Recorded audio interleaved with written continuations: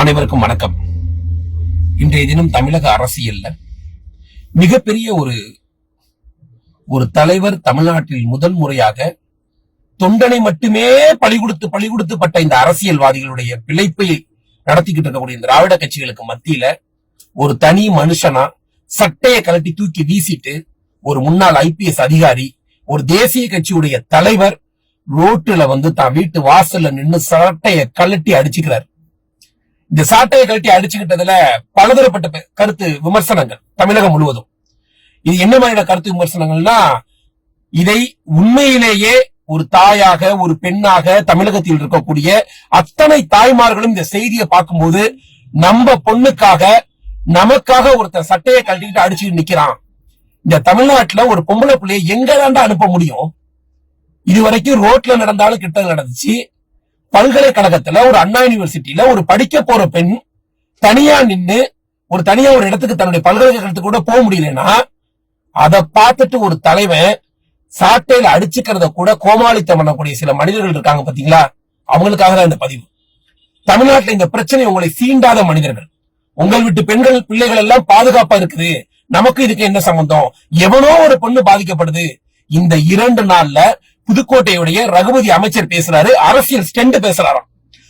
மாவட்டத்துல, இந்த புதுக்கோட்டை மாவட்டத்துல நேத்து கட்சியை சார்ந்த உன்னுடைய மாவட்ட சுற்றுச்சூழல் பிரிவு செயலாளர் பாலராஜா என்கிற நபரு ஆவுடையார் கோயில்ல ஒரு பெண்ணை நிர்வாணமா வீடியோ எடுத்து வச்சுக்கிட்டு 10 லட்சம் ரூபாய் கெட்டு தற்கொலைக்கு தூண்டி இருக்கக்கூடிய கேஸ் ஃபைல் ஆயிருக்கு. இன்னைக்கு அதே புதுக்கோட்டை மாவட்டத்துல கரம்பக்குடியில கருக்காக்குறிச்சியில நர்சிங் படிக்கக்கூடிய ஒரு மாணவி கொலை செய்யப்பட்டு கிணத்துல விழுந்து கிடக்குறா. 2 நாள் 48 மணி நேரத்துக்கு இந்த பிரச்சனையை எடுத்து என் தலைவர் அண்ணாமலை பேசுகிறார். இந்த பிரச்சனைக்காக நம்ம ஒரு தலைவனா இருந்து ஒண்ணுமே பண்ண முடியலையே. இவ்வளவு பெரிய அரசியல் கட்சியில மாநில தலைவரா இருக்கிறோம். ஏற்கனவே இது போன்று அதிகாரத்தில் இருந்த போதும் கூட கர்நாடகாவில் இந்த பிரச்சனையை பார்த்து மனம் மிதிமிதான் சட்டை தூக்கி எறிஞ்சார். ஒரு தலைவன் என்ன வீட்டுக்குள்ள இருந்துகிட்டு கோவாவுக்கு சினிமா நடிகையோட குத்தாட்டம் போயிட்டு அறிக்கை விடுறவன் தலைவன், சட்டையை கிழிச்சுக்கிட்டு பைத்தியகாரத்தனமா சட்டசபைக்கு போறவன் தலைவன், 1 லட்சம் பொய்ய சொல்லிக்கிட்டு மைக்க பிடிச்சா பேசுறவன் தலைவன். ஆனா மக்களுக்காக தன்னால ஒரு அரசியல் இவ்வளவு பெரிய பதவியில இருந்தும் கூட இந்த மாதிரியான பெண்களுக்கு நம்மளால காப்பாற்ற முடியலையே, இந்த பிள்ளைகளுக்கு பின்னால் நம்ம நிக்க முடியலையே. குறைந்தபட்சம் இந்த தண்டனையை நமக்காவது கொடுத்துக்கோம்னு செருப்பை கழட்டி தூக்கி எறிஞ்சு தான் மேல சாட்டை அடிச்சுக்கக்கூடிய ஒரு தலைவன் நமக்கு நகைச்சுவையா தெரியறான்ல. நமக்கெல்லாம் எப்போதுமே நம்ம வீட்டுல நடந்தாதானே இளவுது, நம்ம வீட்டுல நடந்தாதானே துக்கம். சொந்தத்திலையும் பந்தத்திலிருந்து ஒரு பொண்ணு போய் இந்த மாதிரியான ஒரு விஷயத்துல அடிபட்டு இருந்தா, பெண் இதுல பாதிக்கப்பட்டிருந்தா, அப்ப அண்ணாமலை சாட்டில் அடிச்சுக்கிறது அசிங்கமா தெரியுமா? கோமாளித்தனமா தெரியுமா? தெரியாது. இதை கோமாளித்தனமாக பார்ப்பவெல்லாம் யாருன்னா, இது எங்கேயோ நடக்கக்கூடிய விஷயம் நினைச்சிட்டு இருக்கான் பாருங்க. இது எங்கேயோ நடக்குது, நமக்கு என்ன, நம்ம வீட்டுல நடக்குதான்னு. ஆனா பொண்ணை பெற்றிருக்கக்கூடிய ஒவ்வொரு தாய்க்கும் பிள்ளையா பிறந்திருக்கக்கூடிய ஒவ்வொரு மனைவிக்கும் கணவனா இருக்கக்கூடிய ஒவ்வொரு சகோதரிக்கும் சகோதரன் இருக்கக்கூடிய ஒவ்வொருத்தனுக்கும் இந்த உண்மையான வழி புரியும். தமிழ்நாடு வளர்ந்த மாநிலம், இதுல பேசுறாங்க. நீங்க ஏன் ராஜஸ்தான்ல பேச மாட்டீங்க, காஷ்மீர்ல பேசுறீங்க? பெரியார் இங்க பெண்களுக்கு பெரியாரு சுயமரியாதையும் தன்மானமும் பெண்ணினம் இன்னைக்கு எழுந்து நிற்குதுன்னா அதுக்கு காரணம் எங்க பெரியார் சொல்றீங்கல்ல. பல்கலைக்கழகத்துக்குள்ளேயே பாதுகாப்பா பொம்பளை பிள்ளை இருக்க முடியலையே, அப்ப ஏன் மாநிலத்துக்காக என் தலைவன் குரல் கொடுக்க கூடாதா? வேற யாருக்காக குரல் கொடுக்க முடியும்? இந்த பிரச்சனையை சாதாரண பிரச்சனையா கடந்து போக கூடாது. இத ஒவ்வொரு வீட்டில் இருக்கக்கூடிய பெண் பிள்ளைகளும் இன்னைக்கு இந்த பெண்களை இந்த அண்ணா பல்கலைக்கழகத்தில் இந்த மாணவி துணிச்சலாக போய் இன்னைக்கு கம்ப்ளைண்ட் கொடுத்த பெண்ணை பாராட்டும். அந்த பெண் சமூகத்தில் மதிக்கப்படணும். இப்படி ஒவ்வொரு பொண்ணும் வெளியே வரணும். இந்த மாதிரியான பிரச்சனைகள் ஏதோ அண்ணா பல்கலைக்கழகத்தில் மட்டும் தான் நடக்குது நினைச்சிட்டு இருக்கீங்களா? இது தமிழ்நாட்டில் இதில் பாதிக்கப்பட்ட பெண்கள் ஆயிரக்கணக்கான பெண்கள் இருக்காங்க. ஆனா அவங்க யாரும் இந்த சமுதாயத்துக்கு பயந்து, இந்த அரசியல்வாதத்துக்கு பயந்து வெளியில வர பயந்துகிட்டு இருக்காங்க.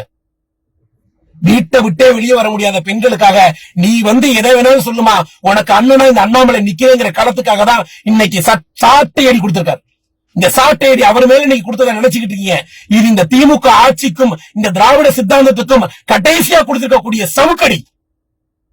தமிழ்நாட்டு மக்கள் தயவு செய்து சொல்றேன், நல்ல தலைவனை, ஒரு IPS படிச்சு வந்த தலைவனை ஆட்டுக்குட்டினோம். வெற்றி பெற்ற ஒருத்தன் ஒரு யார் கோவை பாராளுமன்றத்துல வெற்றி பெற்றான்னு தெரியல, அவன் 5 பைசாக்கு போகாத ஒருத்தன் வெற்றி பெற்று சம்சாவுக்கு கேண்டீன்ல அடிச்சுட்டு நிக்கிறானுங்க.